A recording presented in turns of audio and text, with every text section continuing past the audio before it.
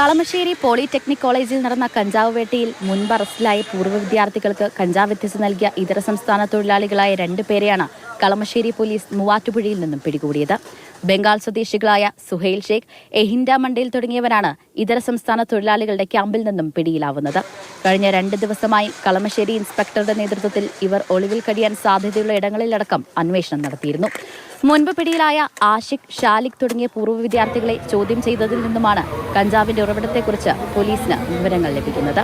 മൊത്തമായും ചില്ലറയായും വാങ്ങിയായിരുന്നു ഇവർ ഹോസ്റ്റലിൽ കഞ്ചാവ് വിൽപ്പനയ്ക്കായി എത്തിച്ചിരുന്നത്. കഞ്ചാവ് കേരളത്തിലെത്തിയ മാർഗം അന്വേഷിക്കുകയാണ് പോലീസ്. MG റോഡിൽ 5 ഗ്രാം കഞ്ചാവുമായി 3 വിദ്യാർത്ഥികൾ പിടിയിലായി. 1-ാം വർഷ നിയമ വിദ്യാർത്ഥികളാണ് അറസ്റ്റിലായ 3 പേരും. ഇവർ താമസിക്കുന്ന MG റോഡിലെ ലോഡ്ജിൽ നടത്തിയ പരിശോധനയിലാണ് കഞ്ചാവ് പിടികൂടിയത്. വിൽപ്പനയ്ക്കും ഉപയോഗത്തിനുമായാണ് കഞ്ചാവ് എത്തിച്ചതെന്നാണ് ഇവർ പോലീസിന് നൽകിയ മൊഴി. നെടുമ്പാശ്ശേരി വിമാനത്താവളത്തിൽ ഇന്ന് നടത്തിയ പരിശോധനയിൽ 15 കിലോയോളം ഹൈബ്രിഡ് കഞ്ചാവ് പിടികൂടി.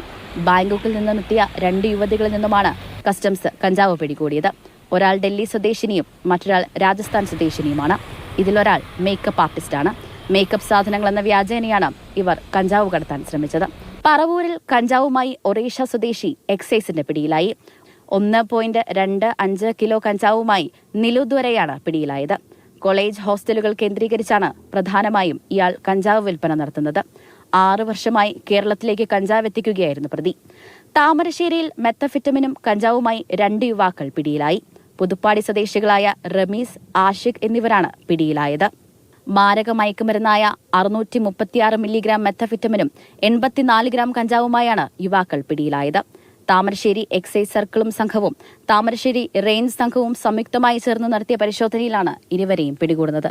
ദിനംപ്രതി നടത്തുന്ന പരിശോധനയിൽ സംസ്ഥാനത്ത് നിരവധി ലഹരി കേസുകളാണ് പിടികൂടുന്നത്. ഈ സംഘങ്ങളൊക്കെയും ലക്ഷ്യം വെക്കുന്നത് വിദ്യാർത്ഥികളെയാണ്. ഈ സംഭവത്തിൽ നിന്നെല്ലാം അത് വ്യക്തമാണ്. ലഹരിക്കെതിരെ കർശന നടപടിയെടുത്തില്ലെങ്കിൽ സമൂഹം വലിയ വിപത്ത് നേരിടുമെന്ന കാര്യത്തിൽ സംശയമില്ല. ക്യാമറമാൻ നിഖിൽ ജോസഫിനൊപ്പം സ്നേഹ മൊല്ലൈനാൻ, മാതൃഭൂമി ന്യൂസ്, കൊച്ചി, കോഴിക്കോട്.